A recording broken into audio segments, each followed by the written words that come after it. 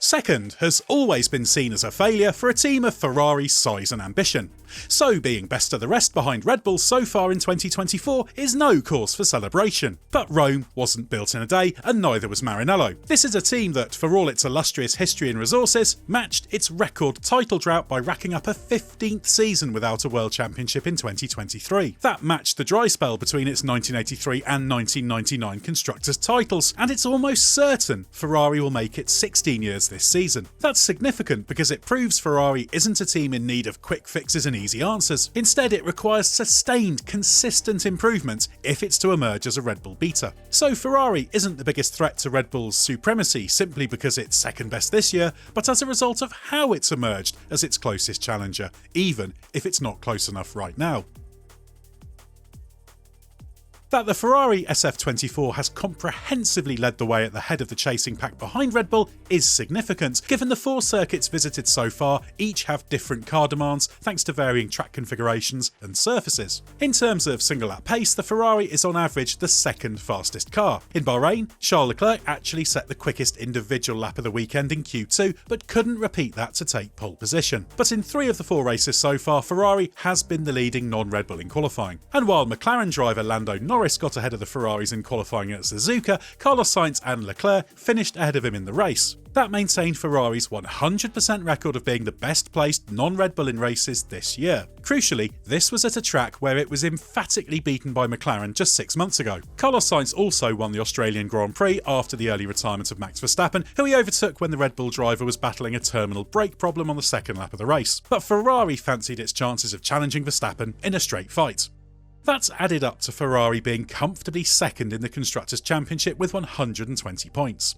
That's Ferrari's second highest tally at this stage in the season of the past decade, just 4 points behind where it was at this stage of 2022, at a point where it was posing a genuine championship threat to Red Bull, albeit only temporarily. The results prove it. Ferrari is on the up, and that's thanks to improvements in multiple areas. A key objective for Ferrari was eliminating the tendency of its cars since the start of 2022 to work its tyres too hard in the race. That led to a big offset between its strong qualifying performance and its weaker race pace. That Ferrari has racked up 19 pole positions in the previous 2 seasons yet won only 5 races is telling. Too often in races it was fighting a rearguard action thanks to what Carlos Sainz called terrible tyre management, a weakness that's been tackled this year. Now, Red Bull still has a bigger advantage on race pace than qualifying pace, but that step is there relative to every team. And Ferrari would often fall behind other rivals in the chasing pack in 2022 and 23 thanks to its struggles with race pace. Ferrari still isn't at Red Bull level in terms of tyre management. As Leclerc has pointed out, at high degradation tracks, life is still a bit tricky for Ferrari. But this is a big step forward and means Ferrari is able to attack more in races rather than looking backwards, and improved race pace means greater strategic flexibility. That was showcased at Suzuka, where Leclerc pulled off a one-stop strategy that required a 25-lap stint on mediums, the furthest any driver went on the C2 tyre. To team principal Fred Vasseur, this was confirmation that Ferrari has got on top of its tyre troubles. Further improvement is needed, but the season so far is conclusive evidence Ferrari has made a big step in getting on top of its tyre trouble. One of the main reasons Ferrari has made the aforementioned gains on tyre management is that the peakiness of the aerodynamics of the car has been improved dramatically. If you have a car that's prone to stalling aerodynamically, then you will in those moments take more out of the tyres, sapping the confidence from the drivers and making the car particularly unstable when in turbulent air behind other cars. This was all down to the sensitivity of the car aerodynamically when in yaw, i.e. while turning through corners. In a narrow window, when all was right, it worked well, but the drivers never really knew when the rear end might give up. As a result, for much of last season, the car needed a little understeer dialed into it to calm it down, which was particularly troubling for Leclerc. And although progress was made in the second half of last season, this was still a problem. Fundamentally, this came down to the limitations of the outwash concept Ferrari opted for at the start of 2022, as opposed to the downwash focus that has become ubiquitous.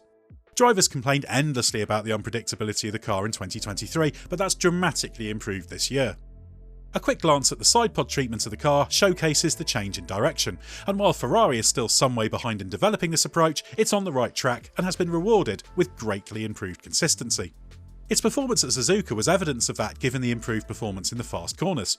As Vasseur says, Ferrari has made a huge step forward in the high speed.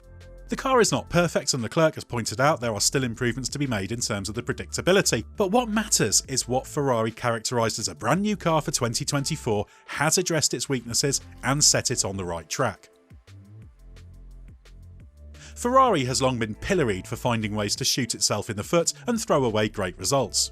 But this has been gradually improving, in particular since Vasseur took over as team principal ahead of 2023. That's manifested in its good strategy calls, for example Leclerc's one-stopper at Suzuka. That was the combination of pre-planning the right strategic options and good communication from the driver, who pushed to extend the first stint despite being on the medium tyres. That's an example of what Sainz said about the car improvements giving greater strategic flexibility. What's more, it's been a while since we've seen Ferrari do something completely baffling, such as sending its drivers out on the wrong tyre in qualifying, as happened at Interlagos in 2022 when Leclerc was put on intermediates for Q3 when dries were the right choice. The execution of the pit stops is also consistently good. Thanks to the DHL Fastest Pit Stop Award, the turnaround times are logged and Ferrari has 4 of the 10 quickest pit stops of 2024. While Red Bull still dominates, Ferrari is firmly second best. It's still lagging behind, but this is further evidence of the long-term progress in this area. Back in 2020, Ferrari was ranked 8th for pit stops, but things have steadily improved. This operational improvement extends far beyond race strategy and pit stops. On Vasseur's watch, the decision-making and clarity of leadership at Ferrari has taken a step forward. He's been able to keep the politics that are always bubbling away at Ferrari at bay and give clear direction, as Leclerc says. This has impacted all areas of the team and crucially allowed greater focus on the key areas for improvement. That means development objectives have been set more precisely. The team has avoided overreacting to both success and failure, and communication and collaboration has improved. And at Ferrari, getting that side of things under control has always been the key to success. Ferrari is now firmly second best in F1, but it still has a long way to go to be a regular threat to Red Bull. Car development will therefore be key. However, there are signs that it can aspire to take on and beat Red Bull in a straight fight. While Sainz's Australia victory came after Verstappen retired early, there was the possibility that the car might have had the pace at least to fight with Red Bull in the race. Unfortunately, there's no way to know if that really would be the case. And while the Red Bull RB20 is still a superior car, Sainz believes that there are certain tracks where Ferrari can be in the mix, citing ultra-low downforce Monza and the Singapore and Miami street tracks. And Sainz is confident that while Red Bull has an advantage for now, Ferrari can become more of a threat as the season progresses. So far, the updates Ferrari has brought have been minor. Winglets were added to the rear wing pylon in Australia, and a reprofiled aerodynamic fairing for the rear suspension top wishbone leg appeared in Japan. There have also been some circuit-specific parts to tune the car for the aero demands of tracks. But the first big upgrade is expected at Imola next month and should include a new floor. Unlike Mercedes, Ferrari hasn't given up hope of emerging as a championship threat this year, at least not publicly. But realistically, this year is all about making faster progress than Red Bull, so it has the possibility of being a genuine challenger for race wins next year, and therefore can fight for the title when Lewis Hamilton arrives to join Leclerc. Vasseur stresses the merits of pushing for constant improvement in all areas, and there is plenty of evidence that this is delivering results. There's still a long way to go before Ferrari can be considered a serious threat to Red Bull, but recent progress proves that the trajectory is right to do so. And that's exactly what is needed to make a team that has consistently underachieved in the past 15 years into one that really can re-emerge as a championship winner.